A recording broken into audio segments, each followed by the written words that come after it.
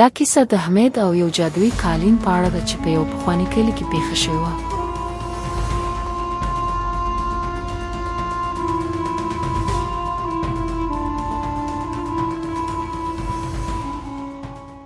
په یو پخواني افغانستان کې د غرونو ترمنځ یو کلی و. هلته یو هلک اوسېدو چې نوم یې حمید و. حمید د خپلې مور زینب او کوچنۍ خور سره په یوه غریبه کورنۍ کې ژوند کولو. د هغه پلار نو د کور ټول بوج د حمید په اوږو. هغه هره ورځ لرګي پرې کول، بازار ته به یې وړل او خرڅول تر څو د کور خرچ پوره کړي. د هغوی ژوند سخت و، خو بیا هم یې صبر او یو بل سره مینه لرله. یوه ورځ د کور مالک راغی او د کرایې غوښتنه یې وکړه. حمید ورته ویل: مهرباني وکړه 2-3 ورځې نور وخت راکړه. خو مالک ونه منه. هغه په سختۍ ویل: زه نور انتظار نه کوم. او هغوی یې له کور نه وباسل. حمید مجبور شو چې له خپل کور نه وځي. په کور کې ډیر سامان نه و، خو هغه هر څه چې لږ ډیر راټول کړه. د خپلې مور او کوچنۍ خور سره یې هغه زاړه کمپلې، لږ لوښي او د اړتیا وړ شیان سره واخیستل. مور یې خاموشه وه، خو د سترګو نه یې غم ښکاره کېده. هغوی ورو له کلي وتل. دوی د کلي نه لږ لرې د غرونو خواته لاړل. هلته یو ویجاړه او کوچنۍ کوټه وه چې د پخوا زمانې نه پرېښودل شوې وه. دیوالونه مات وو او بام یې نیم خراب و، خو حمید مجبور و. هغه وویل: دلته به لږ تر لږه سرپناه وي. او هماغه ځای کې د نوي ژوند شروع کړه.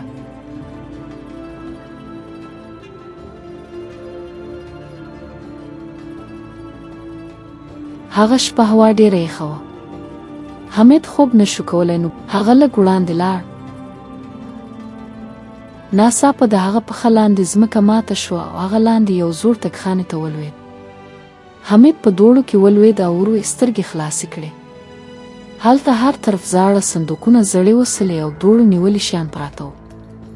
او د خونې په منځ کې یو ښکلی رنګین قالین پروت و. حمید ورو رنګدی شو. ناڅاپه قالین حرکت وکړ او لږ هوا ته پورته شو. حمید په ویره شاته شو. قالین په نرم غږ ویل: مه ویرېږه، زه عادي قالین نه یم، زه الوتونکی قالین یم. حمید حیران پاتې شو. قالین ویل: زه د پخواني بادشاه قالین یم. بادشاه زه دلته بند کړم او قسم مې راکړ چې تر هغه به نه الوزم تر څو یو ښه زړه انسان مې پیدا نه کړي. حمید ور وویل: نو ته اوس آزاد یې؟ قالین ویل: هو، ځکه ته ما پیدا کړې او زه یوازې د ښه زړه انسان اطاعت کوم. حمید ډېر حیران شو، خو ورو یې باور وکړ. حمید د تګخانې په منځ کې ولاړ و او د الوتونکي قالین سره خبرې کولې. د پورته نه د هغه د مور غږ راغی: حمیده، ته چېرته یې؟ حمید په لوړ آواز ویل: مورې، زه دلته یم. لاندې زینب او کوچنۍ خور یې زر د زینو نښک ته راغله. کله چې هغوی لاندې ورسېدل، نو د دوی سترګې په یو عجیب شی ولګېدې. یو ښکلی رنګین قالین په هوا کې لږ خوځېده. زینب حیرانه شو: دا څه شی دی؟ حمید ور وویل: مورې، دا عادي قالین نه دی، دا الوتونکی قالین دی. زینب لږ فکر وکړ، بیا یې موسکا وکړه. نو ته موږ هم پورته کولی شې، موږ هم اوازه کولی شو. قالین ویل: هو، که تاسو ورسره کښېنئ. ټول درې واړه د قالین پر سر کښېناستل. ناڅاپه قالین ورو هوا ته پورته شو. هغوی د غرونو، کلي او سیندونو د پاسه الوتل. باد په مخ لګېدو او ټول ډېر خوشحاله وو. کوچنۍ خور په خوشحالۍ چیغې وهلې: موږ الوتو. زینب د سترګو نه اوښکې راتلې، خو دا ځل د خوشحالۍ او ارامۍ وې. حمید موسکی شو، ویل: مورې، ښایي زموږ ژوند بدل شي. زینب وویل: هو، اوس زه احساس کوم چې موږ یوازې نه یو. او هماغه ورځ د هغوی ژوند په رښتیا بدل شو. هغوی د الوتونکي قالین په مرسته بیرته خپل کور ته خوشحاله راورسېدل. مور زینب، حمید او د هغه کوچنۍ خور د قالین سره ډېر خوشحاله وو. هغوی د خپل زاړه کور په تګخانې کې ښکته شول. هلته اوس فضا بدله شوې وه، ځکه د هغوی زړه کې اوس حمید راغلی و. ناڅاپه کوچنۍ خور په یو کونج کې یو زوړ مټ ولید.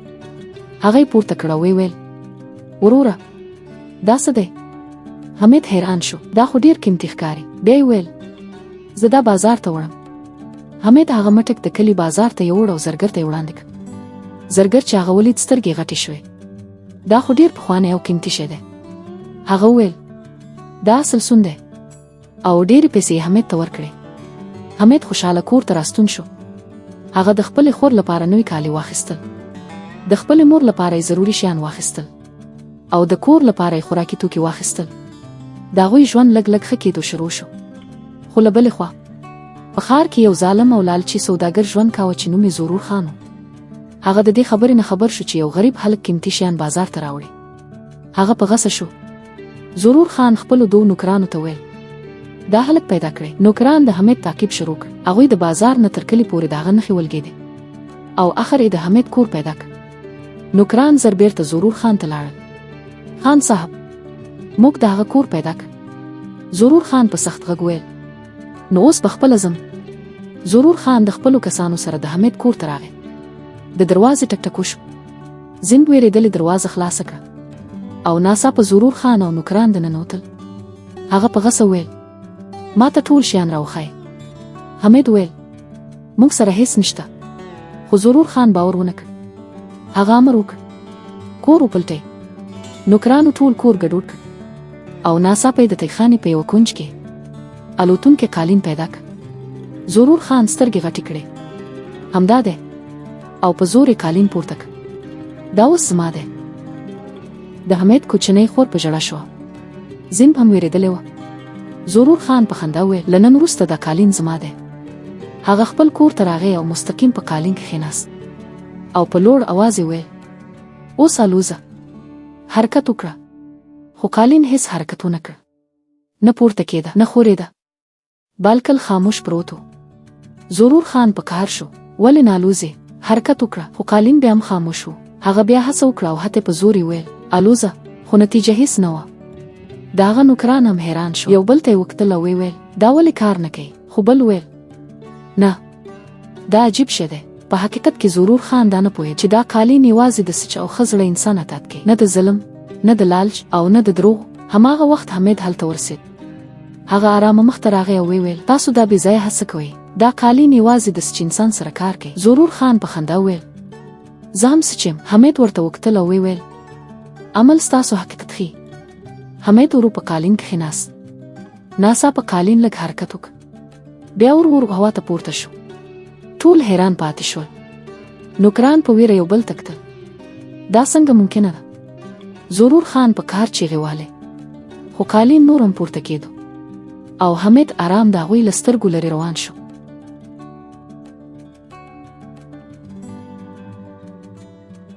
حمید د الوتونکي قالین سره بیرته خپل کور ته راورسېد. مور زینب او کوچنۍ خورې چې هغه ولید نو ډېر خوشحاله شول. د هغوی سترګې له خوشحالۍ ډکې شوې. مور یې ویل زویه موږ فکر کاوه چې موږ دې له لاسه ورکړې. حمید موسکی شو ویې ویل مورې اوس هر څه ښه دي. له هغې ورځې وروسته د هغوی ژوند ورو ورو بدل شو.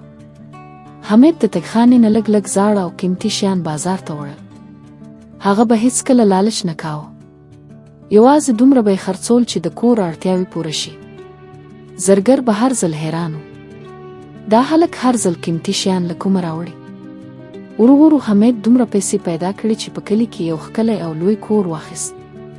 هغوی د زاړه کندر کور نه نوي کور ته لاړل. مور زینب او خورې ډېر خوشحاله و. کله چې د کلي خلکو د هر څه ولیدل نو دوی ته هم پته ولګېده چې حمید یو عادي هلک نه. هغه یوازې غریب نه بلکې د ډېر ښه زړه او ایماندار انسان و. حمید د کلي خلکو سره هم مرسته شروع کړه. چاته به یې جامې ورکولې، چاته به یې خوراک او چا سره به یې د ژوند مرسته کوله. د کلي خلک به ویل حمید یوازې بختور نه دی، هغه رښتینی انسان دی. او ځکه چې الوتونکی قالین یوازې د سچ او نیک انسان اطاعت کاوه نو حمید به لا هم کله کله د اسمان سفرونه کول. خو دا ځل یوازې د خوشحالۍ لپاره نه بلکې د خلکو د مرستې لپاره. او همداسې دا کیسه د دې مورال سره ختمه کیږي. رښتیا او ایمانداري تل انسان ته عزت او خوشحالي راوړي.